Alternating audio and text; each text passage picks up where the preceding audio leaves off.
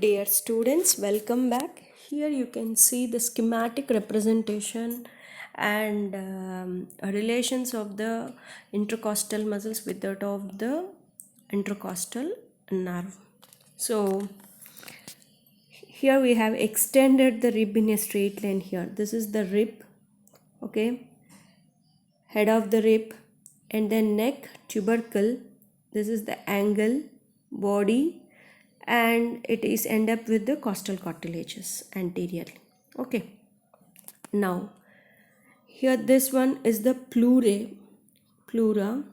This is the pleural line. Okay, and the muscles which are related to this rib at the level of which part of the rib is related to which muscle. Okay, now we will see. So this is the outermost muscle, that is the external intercostal membrane. So sorry, not membrane, external intercostal muscle. This one is the external intercostal muscle. Here you can see at the anterior end it is originating, this external intercostal muscle is originating at the level of tubercle. Okay, and then it extends anteriorly. So at the costal cartilage level, you can see at the costal cartilage level it end up as a membrane called as external intercostal membrane. At the level of costal cartilage it is ending as external intercostal membrane.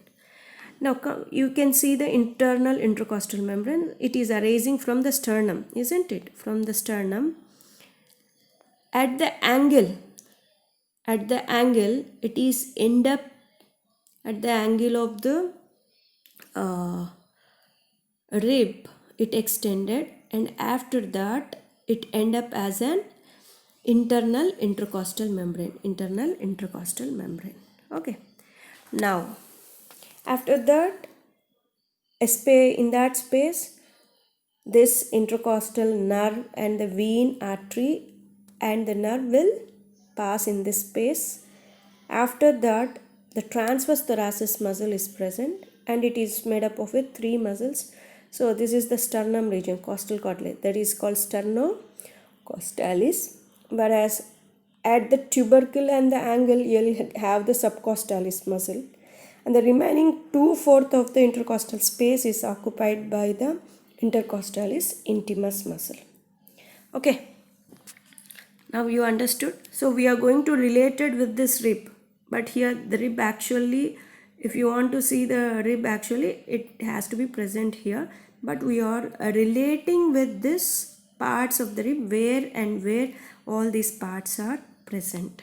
Okay, so now if you can see this nerve, isn't it? Yes, so this is intercostal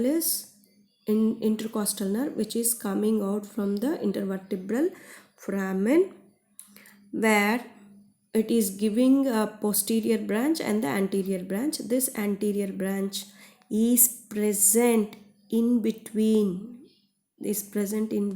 the pleura and the subcostalis muscle. This is related to these two things. After that, at the angle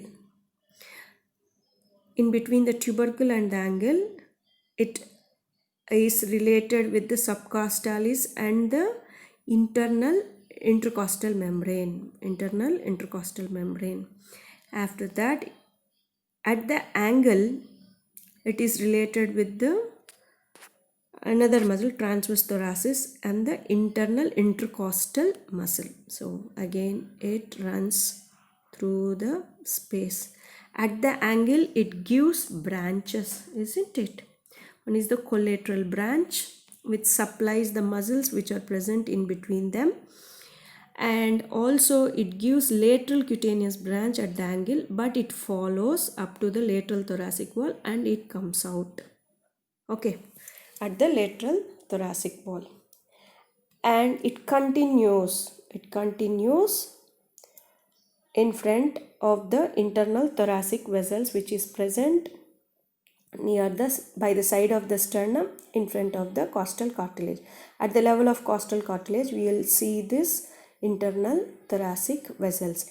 In front of the internal thoracic artery this nerve comes and then it pierces the intercostal muscle, that is the internal intercostal muscle, then the external intercostal membrane. After that, what are the muscles which are present on the anterior aspect, that is the pectoralis major and fascia, pectoral fascia, and it is coming outwards as and supplying as medial and lateral. So this is the schematic representation and also relation with the muscles with that of the rib. And also here we are relating this nerve with the vascular internal thoracic vessels here. So this is the schematic representation, and the extent of the intercostal is muscles. Okay. So in the next schematic representation we can see the cords and branches of the typical intercostal nerve. Thank you.